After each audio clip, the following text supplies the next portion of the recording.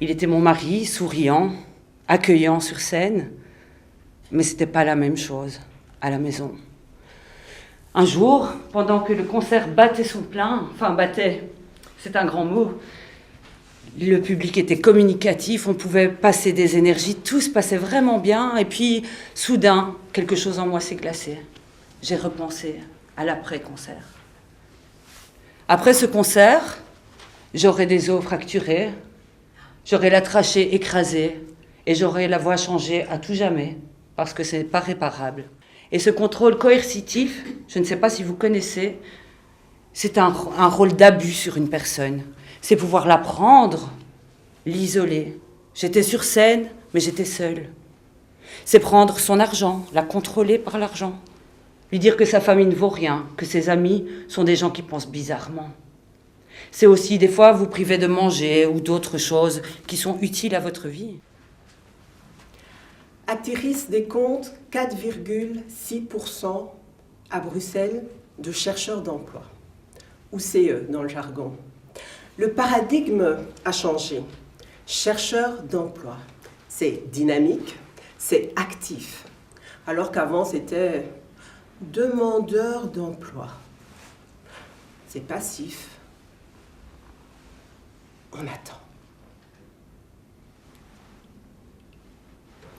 Quant à moi, je préfère parler des 60 648 personnes qui cherchent un emploi.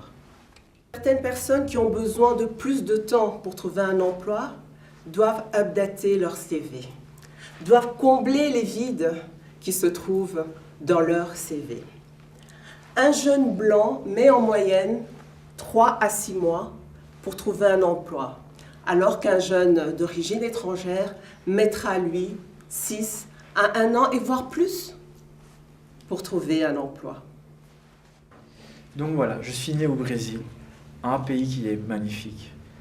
Il fait chaud, il fait beau, on a la famille, on a l'amour, et vraiment, mon enfance, je la vis bien. Mais, force est de constater que, en fait, économiquement parlant, ça va pas fort. Et là, il y a une personne dans la famille qui nous dit « Je suis allé dans un endroit, la Belgique. Là-bas, il y a du travail et il y a de l'argent. » Eh bien, avec la famille, on s'est dit « On va aller trouver cette fameuse Belgique. » La discrimination, mais attention, positive. Waouh. Donc, j'ai été discriminé, mais de manière positive. Ouf, tant mieux.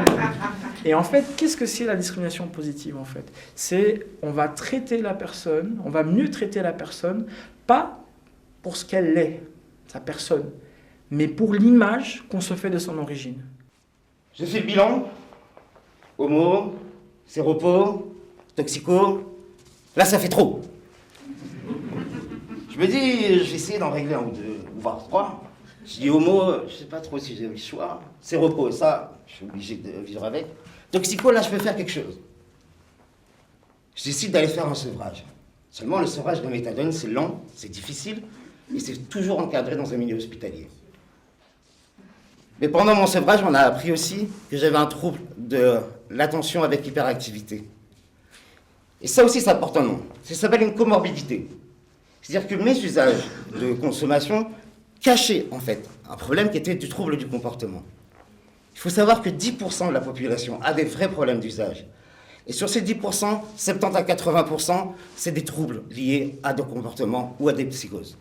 J'ai fait énormément de cours de phonétique parce que je voulais un peu esthétiser, je ne sais pas si ce mot existe, mais voilà. Je voulais esthétiser cet accent parce que c'est un bagage qui me suit partout. Aucune compagnie aérienne n'a pas réussi à perdre ces bagages. Et c'est comme, vous voyez, quand on veut effacer des rides. Mais pour moi, ces rides tracent un peu la carte de mon village en Transylvanie. Et il n'y a pas de botox pour ça, malheureusement. Ça, c'est les actualités parce que je suis vraiment bien connectée. Le gouvernement fédéral a décidé d'augmenter considérablement le coût de la procédure de déclaration de nationalité. Donc c'était 150 €. Maintenant, vous pensez que c'est combien? 214. En fait, c'est 1000. Quelqu'un qui connaît, je pense qu'on va se croiser à la commune. Je suis 3 fois bi. Je suis en effet biologiste, c'est mon premier métier. J'ai changé depuis lors. Ensuite, je suis bis-maman. Je suis maman de 2 grands-enfants que j'adore. Et enfin, et c'est ça qui est un peu particulier, je suis bipolaire. Mais je ne vous en parlerai pas ce soir. On est à 200 mètres de chez elle. Pam! Une queue de poisson par un combi de flics.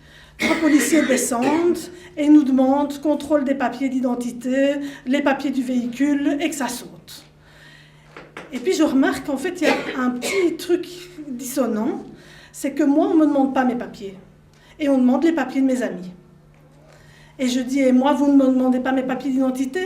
Et là, j'entends, oh ben toi, tu ferais mieux de ne pas fréquenter ces gens-là. Et parfois, il y a la visite des chefs. Tous les ouvriers et ouvrières viennent de la région, ils sont originaires de la région, mais les chefs, souvent, ils viennent d'ailleurs, valorisés par leur diplôme. Ils viennent d'ailleurs et, dans leur bagage, un système hiérarchique bien ancré. Un matin, à l'autre bout de l'atelier, voilà que surgit un des petits chefs. Costume impeccable, carnet dans la poche, chaussures qui brillent plus que le sol après qu'on les nettoyait. Savez-vous ce qu'est le lien de subordination? Le lien de subordination, c'est tout simplement le pouvoir de donner des ordres. Un supérieur décide, un subalterne exécute. Et le fait de donner des ordres, c'est inscrit dans la législation du travail. Fabuleux, non? Non. Donner des ordres, contrôler, sanctionner. Donner des ordres, contrôler, sanctionner. Donner des ordres, contrôler, sanctionner. Et la hiérarchie, c'est pas synonyme de puissance. Être chef ne signifie rien d'autre que d'avoir la responsabilité d'une équipe de travail.